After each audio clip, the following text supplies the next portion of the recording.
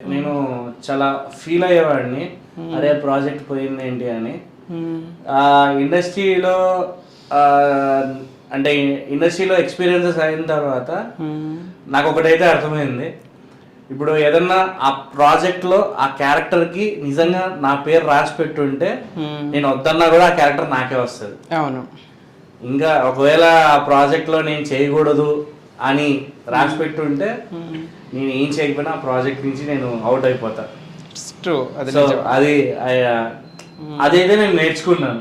So ఇప్పుడు ఏదైనా project ఒకవేళ నాకు కాకుండా వేరే వాళ్ళకి వెళ్ళిపోయినా కూడా ఓకే, నాకు ఆ ప్రాజెక్ట్ లో ప్రాప్తం లేదు, సో నాకు ఆ ప్రొడక్షన్ ఫుడ్ తినే అదృష్టం లేదు అనుకొని లైట్ తీసుకుంటా తప్ప అదే పోయింది అని చెప్పి ఫీల్ అవను. ఎందుకు పోయింది అని చెప్పి ఒక రకంగా నాలో నేను ఇంకా హార్డ్ వర్క్ పెంచుకుంటా, హార్డ్ వర్క్ చేయడానికి ఇంకా ట్రై చేస్తాను అంతే.